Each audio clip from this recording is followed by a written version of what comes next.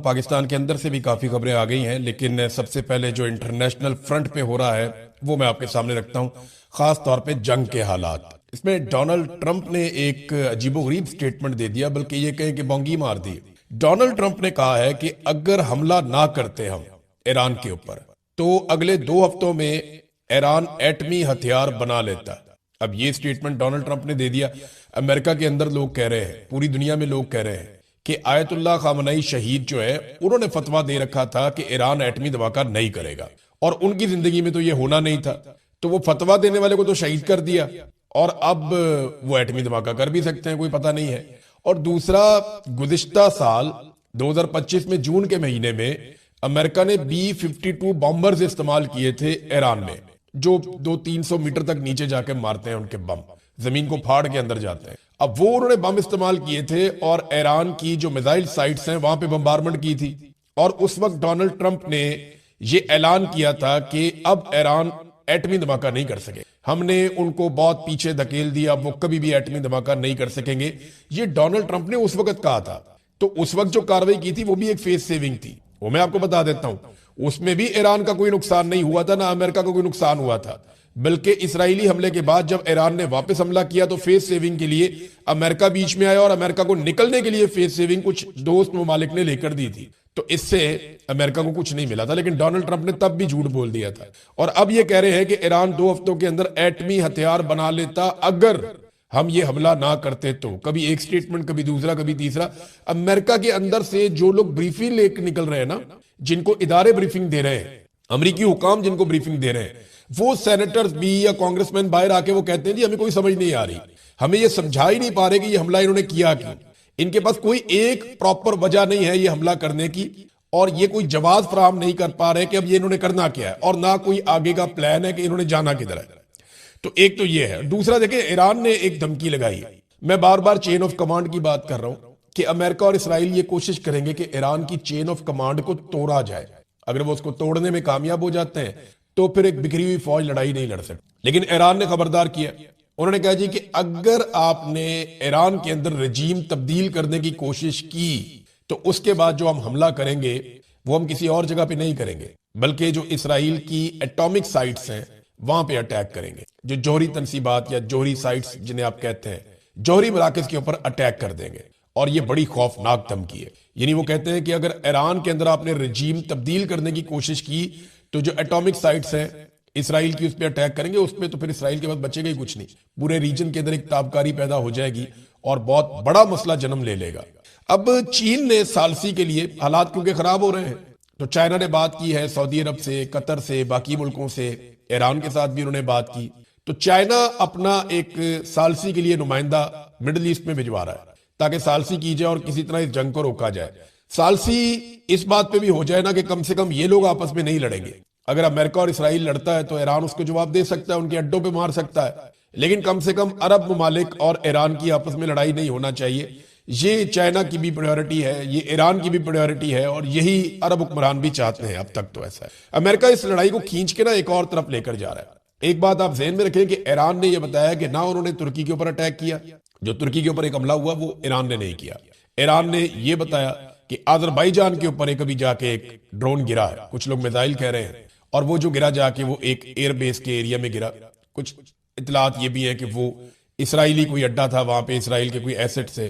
तो इसराइल के साथ अजरबैजान के ताल्लुकात हैं, ये हम जानते हैं, क्योंकि जब अजरबैजान ने आर्मीनिया को जंग में शिकस्त दी थी तो 2 मुल्कों के ड्रोन उन्होंने इस्तेमाल किए थे, एक इसराइल के और दूसरे तुर्की के, और उनके जरिए से उन्होंने आर्मीनिया से अपना इलाका काराबाग खाली करवाया था। तो इसराइल के साथ मैं ये जानता हूं कि अजरबैजान के ताल्लुकात चीजें चलती हैं।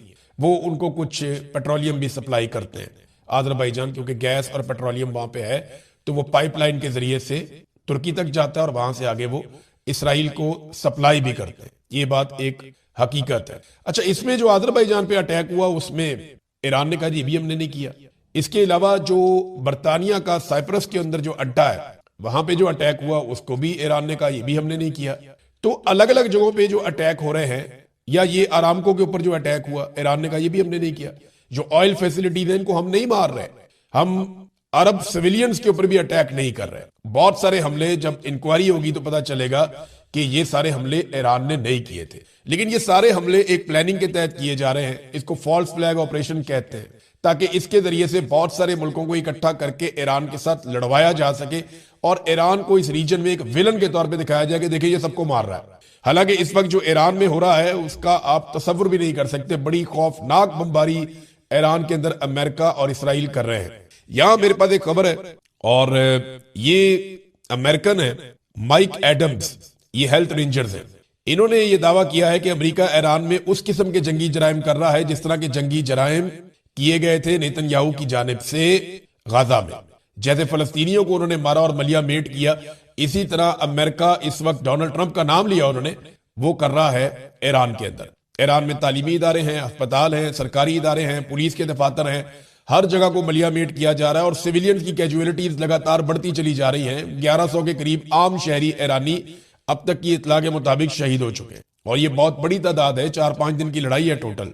तो ये लगातार अमेरिका दबाव बढ़ा रहा है। अब लड़ाई जो थी ना, वो पहले जो ईरान लड़ाई लड़ रहा था, ये लड़ाई ईरान के जनूब में चल रही थी। यानी आप ये ईरान का नक्शा देखें ना, आप ये नीचे का सारा एरिया आप देख रहे हैं, ईरान के आसपास कौन कौन से मुल्क हैं।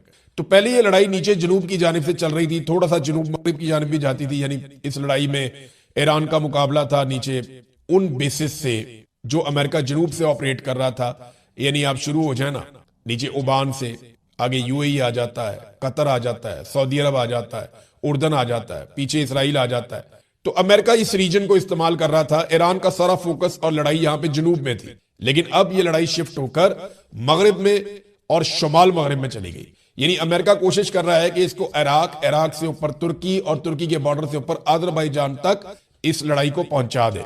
तो ये एक नया फ्रंट खुल जाएगा ईरान के लिए। और यहां से कुर्दों को इक्विप्ड किया गया है, कुर्दों को हथियार और साजो सामान दिया गया है। और अमेरिकन रिपोर्ट्स के मुताबिक जो उनके मीडिया ने बताई, 1000 कुर्दों ने ईरानी फोर्सेस के ऊपर अटैक किया जदीद हथियारों के साथ, और उनकी मदद फिजा से अमरीकी और इसराइली कर रहे हैं। जबकि आपको मैंने बताया पिछले वीलॉग में कि कमांडोज उतारे गए हैं नजफ के सहरा में, और ये इराक की तरफ से ईरान को एंगेज करेंगे और यहां से अटैक करेंगे।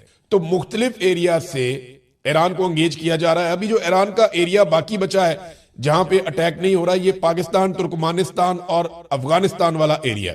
यानी इसे आप ये कह सकते हैं जो मशरकी साइड है या ऊपर टॉप पे जो शुमाली साइड है, यहां से ईरान के ऊपर अभी बंद है बॉर्डर। यहां पे किसी किस्म का अटैक नहीं हो रहा, ये बॉर्डर ठंडे हैं। लेकिन अमेरिका फ्यूचर में इनको इस्तेमाल कर सकता है या नहीं, इसके बारे में हम अभी कुछ नहीं कह रहे जब तक कि हमारे पास कोई प्रॉपर खबर इसके बारे में नहीं आती। ईरान के जो जेरे जमीन जखायर है उनको तबाह करने के हवाले से एक बड़ा दावा किया है अमेरिका ने और इसराइल ने।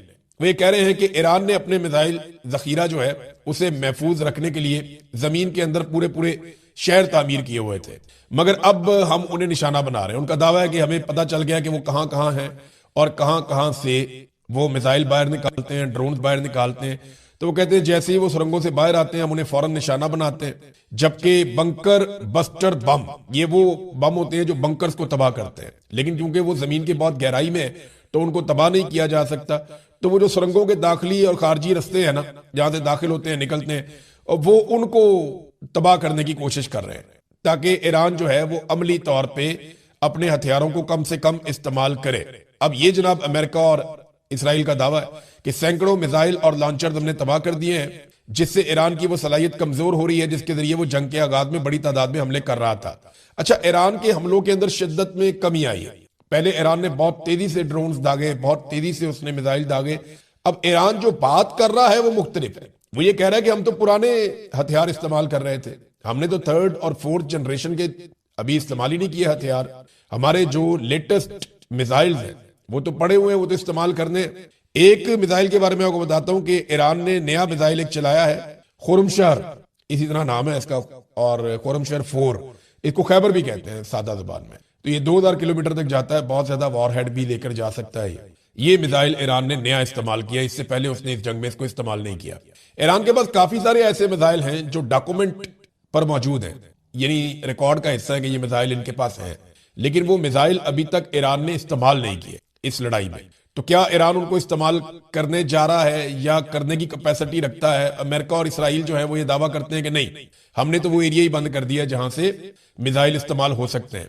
और हमने उन फैसिलिटीज को तबाह किया है। जबकि ईरान ये कह रहा है कि कुछ भी तबाह नहीं हुआ, हम जवाबी हमला करेंगे तो पता चल जाएगा। बहरहाल इस वक्त ईरान की जानिब से शिद्दत में कमी है, जबकि इसराइल और अमेरिका की जानिब से लड़ाई की शिद्दत को बढ़ाया जा रहा है। नादरीन, एक बड़ा प्रॉब्लम जो आ रहा था उसका हल ढूंढने की कोशिश की जा रही है मिडिल ईस्ट की जानिब से और अमेरिका और इसराइल की जानिब से, कि ईरान का जो शायद ड्रोन आता है या ईरान जो भी ड्रोन भेजता है हमला करने के लिए, उन्हें रोकने के लिए बहुत महंगे इंटरसेप्टर्स इस्तेमाल किए जा रहे थे और पैसा पानी की तरह बह रहा था, और इंटरसेप्टर्स खत्म हो रहे हैं, जिसका नुकसान यूक्रेन को भी होगा, अमेरिका को भी होगा, और इसका रशिया को फायदा होगा कि ये इंटरसेप्टर्स जितने कम होंगे, रशिया उतना ज्यादा यूक्रेन के ऊपर और यूरोप के ऊपर दबाव बढ़ा सकेगा।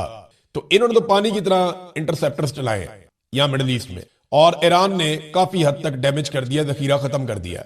अब जाके इनके दिमाग में ये आइडिया आया कि यूक्रेन से वो ड्रोन लिए जाएं जो इंटरसेप्टर ड्रोन हैं, यानी ड्रोन को रोकने के लिए ड्रोन भी जा सकता है ना, और ये बहुत सस्ता है। तो यूक्रेन ने जो इंटरसेप्टर ड्रोन बनाए हुए हैं उनकी कीमत कितनी है पता है?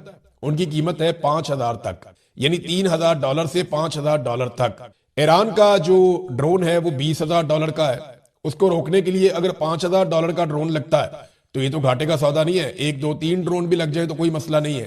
तो अब ये ड्रोन हासिल करने की कोशिश की जा रही है मिडिल ईस्ट में अमेरिका की जानिब से और इसराइल की जानिब से, और यूक्रेन ने कहा जी हम आपको बताते हैं। लेकिन इससे पहले कि यूक्रेन बताएगा और यूक्रेन ड्रोन की सप्लाई करेगा, रशिया यूक्रेन का बॉर्डर बहुत ज्यादा गर्म कर देगा और यूक्रेन के लिए बहुत ज्यादा प्रॉब्लम क्रिएट कर देगा, क्योंकि रशिया प्रॉपर तरीके से मैदान में आ चुका है। रूसी वजीर खारजा सरगई लारोफ, इनके जो स्टेटमेंट आए हैं इनको आप सुनेंगे तो आपको आइडिया हो जाएगा कि रूस इस लड़ाई को कैसे देख रहा है। सबसे बड़ा बेनिफिशियरी वो बनने वाला है इस लड़ाई का, या चाइना को बहुत फायदा होगा। देखिए ना, पूरी दुनिया का तेल बंद है, चाइना का तेल बंद नहीं हो रहा, उनको सप्लाई लगातार जा रही है, क्योंकि वैसे भी चाइना के साथ बिगाड़ता नहीं है ईरान। ईरान का 90% ऑयल पाबंदियों के बावजूद चाइना खरीदता है। फिर चाइना ईरान के अंदर जो इन्वेस्टमेंट करने जा रहा है, जो उन्होंने वादे किए हैं, वो $400 अरब के हैं। तो ईरान चाइना के साथ तो नहीं बिगाड़ता। रूसी वजीर खारजा ने कहा कि वो ममालिक जो अमेरिका और इसराइल की जारहियत से मुतासिर है, यानी जिन ममालिक के ऊपर इसराइल और अमेरिका दबाव डालता है और उन्हें परेशान करता है, वो हमारे स्ट्रेटेजिक पार्टनर्स हैं, वो हमारे दोस्त हैं, हमारे स्ट्रेटेजिक पार्टनर्स हैं, यानी लड़ाई के नुक्ता नजर से हम उनके साथ हैं। हम उनके लिए दीगर अमन पसंद मुल्कों के साथ मिलकर ऐसा माहौल बनाएंगे जो अमरीकी हमले को मुकम्मल तौर पर नामुमकिन बना देगा। देखिए ना, ये लड़ाई में अमेरिका बहुत बुरी तरह एक्सपोज हुआ है। ईरान से मार खाना तो अमेरिका का नहीं बनता था, लेकिन बहुत मार पड़ी है उन्हें, और ईरानियों ने मारा, उनके सारे अड्डे तबाह किए हैं यहाँ पे इस रीजन में। तो इसके बाद रशिया को और बाकी मुल्कों को बहुत हौसला मिला, जो मिलना भी चाहिए था। तो उन्होंने कहा जी हम बाकी मुल्कों के साथ मिलकर, जो ज़ेरे अताब है अमेरिका के और इसराइल के, हम ऐसा सिस्टम बनाएंगे, यानी इसका मतलब यह है कि अब अरबों की तरफ भी नजर है रशिया की और बाकी मुल्कों की तरफ भी, ताकि आइंदा अटैक ना किया जा सके। फिर उन्होंने कहा हम अमेरिका और इसराइल के लिए ये फिजा इतना सख्त बना देंगे और इस हद तक जाएंगे कि ईरान के खिलाफ ये ऑपरेशन हो ही ना सके। अब ये बहुत सारे इशारे दे रहे हैं रूसी वजीर खारजा, और चीजें बहुत क्लियर कर रहे हैं कि अमेरिका और इसराइल के मकासद में से एक मकसद ये है कि वो ईरान के खिलाफ जंग में खलीज फारस के ममालिक को शामिल करें। ये भी उन्होंने कहा। वो जो मैं आपको कह रहा था ना, फॉल्स फ्लैग ऑपरेशन, इस पे भी उन्होंने बात की कि जनाब ये कोशिश कर रहे हैं कि कुछ ना कुछ करके शामिल किया जाए लड़ाई के अंदर अरब ममालिक को और बाकी ममालिक को, ताकि ईरान के ऊपर दबाव ज्यादा बढ़े। नाजरीन, भारत शदीद तनकीद की जद में आ गया। वजह यह है कि भारत की नेवी ने दावत देके ईरानी बहरिया को बुलाया था, उनका जंगी जहाज गया था और वो बहरी मशकों में उसने हिस्सा लिया। ये निहत्ते फौजी थे, ये इंडिया के पानियों में मौजूद थे और वहां पे ये अपनी एक्सरसाइजेज खत्म करके मूव कर रहे थे। तो इनको अमेरिकन ने भारतीय पानियों के अंदर डबो दिया और वहां पे 80 से ज्यादा ईरानी फौजी शहीद हो गए। अब इसके ऊपर इंडिया के अंदर इंडिया पे तनकीद हो रही है और बैनुल अक़वामी सतह पे हर जगह पे इंडिया पे तनकीद हो रही है कि उन्होंने अपने मेहमानों का ख्याल नहीं रखा। इस पे ईरानी वजीर खारजा ने कहा कि अमरीकी फौज ने जारहियत का मुजाहरा करते हुए ईरान से तकरीबन 2000 मील दूर बैनुल अक़वामी पानियों में हमला किया है। मेरे अल्फाज लिख लें, अमरीका ने इस हमले से जो मिसाल कायम की है, ईरानी फ्रिगेट जहाज डयाना भारतीय बहरिया का मेहमान था, ये उसके लिए बहुत महंगा साबित होगा। ये जनाब वजीर खारजा ईरान अब्बास अराकची का स्टेटमेंट है। इंडिया के अंदर बहुत तनकीद हो रही है। इंडिया में इतनी जरूरत नहीं है कि वो अमेरिका की मजम्मत कर दे कि हमारे मेहमान आए हुए थे, वो निहत्ते फौजियों का आपने उनका जहाज डबो दिया। ये क्या तरीका है? अमेरिका की मजम्मत भी नहीं कर पा रहा, हत्ता कि वो ईरान के साथ ताजियत भी नहीं कर पा रहा। कि उनके साथ जाके हमायत कर दे कि जी आपके साथ ज्यादती हुई है, हम आपके साथ खड़े हैं। ऐसा भी कुछ नहीं कर पा रहा। नाजरीन, सऊदी इंटेलिजेंस के जो साबिक चीफ हैं शहजादा तुर्की अल फैसल, उनका एक स्टेटमेंट आया और ये इस वक्त बड़ा इंपॉर्टेंट है। इस पे हमें इसलिए नजर रखनी पड़ेगी क्योंकि सऊदी अरब को बाकी मुल्कों समेत इस लड़ाई में घसीटने की कोशिश की जा रही है। सऊदी इंटेलिजेंस के साबिक चीफ शहजादा तुर्की अल फैसल ने कहा कि ईरान जंग नेतन्याहू की जंग है। नेतन्याहू ने अमेरिका के दौरे करके ट्रंप को इस जंग पे आमादा किया और ये कि वो उनकी राय की हमायत करें। शहजादा तुर्की अल फैसल ने कहा कि सऊदी अरब और इसराइल के ताल्लुकात मामूल पर आने की बात भूल जाएं, ये नहीं होना। और यही बात अमेरिका के अंदर बहुत सारे लोग कह रहे हैं कि ये लड़ाई थी नहीं अमेरिका की, ये नेतन्याहू की एक ख्वाहिश थी जिसको पूरा करने के लिए उसको अमेरिका में एक ऐसा सदर मिल गया जिसको उसने इस्तेमाल कर दिया बेवकूफ बना के, और डोनाल्ड ट्रंप फंस गया। वो कहते हैं जनाब कि ईरान एटमी धमाका करने वाला था। अब देखें ना, दुनिया में तेल का बहरान और गैस का बहरान संगीन होता जा रहा है। आबनाए हरमज की बंदिश से सप्लाई लाइन बहुत ज्यादा मुतासिर हो गई है, जिसका अमेरिका पर दबाव पड़ रहा है। अमेरिका के तमाम इत्तेहादियों के लिए बंदिश है, लेकिन चाइना का तेल जा रहा है, वहां से गुजर रहा है। देखिए ना, अमेरिका को तो प्रॉब्लम यह था कि चीन का तेल बंद होना चाहिए और बाकी सबका बंद हो गया, चीन का चल रहा है। और चीन ने अपनी तमाम रिफाइनरीज को यह हुक्म जारी कर दिया है कि वो तेल की एक्सपोर्ट बंद कर दे। चीन में रिफाइनरीज है ना, वो खाम तेल आता है, वहां से वो दुनिया को सप्लाई करते हैं। यानी ऑस्ट्रेलिया का, फिलीपीन का, हांगकांग का, सिंगापुर का, बहुत सारे ममालिक का ये प्रॉब्लम हो जाएगा। ये सारे अमेरिका के चहीते ममालिक हैं, तो चाइना ने वहां पे बंद कर दिया। अब नाजरीन, पाकिस्तान के अंदर से चंद खबरें हैं। सबसे पहले तो इमरान खान साहब को अंदर रखने के लिए नई कानून साजी कर दी गई है। आप अंदाजा करें कि एक आदमी जो 2.5 साल से जेल में कैद है, उसको मजीद अंदर रखने के लिए पाकिस्तान का निजाम इस हद तक गिर चुका है कि एक मरतबा फिर कानून साजी कर रहा है। सेनेट में खामोशी से वारदात डाली गई, फिर कौमी असेंबली में, और प्राइवेट मेंबर बिल में चेयरमैन नैब की देखिए मुद्दत खत्म हो गई ना, अब घर जाओ ना, जनरल साहब को घर जाना चाहिए। तो चेयरमैन नैब को जो चंद दिन बाद अपनी मुद्दत पूरी करने वाले थे, उनको 3 साल की मजीद तौसीह मिल गई है। जनाब, जब तक हम नया नहीं लगाते आप काम करते रहे।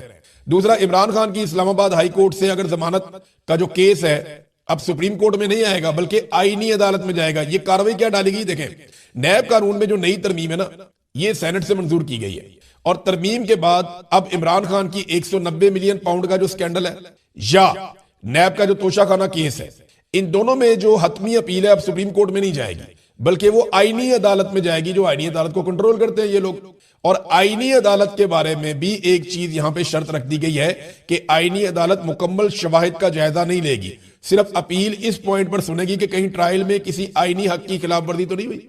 यानी सिर्फ टेक्निकल चीजें देखेगी, वो ये नहीं चाहेगी कि जनाब इंसाफ हुआ या नहीं हुआ, ये चेक नहीं कर सकेगी आईनी अदालत।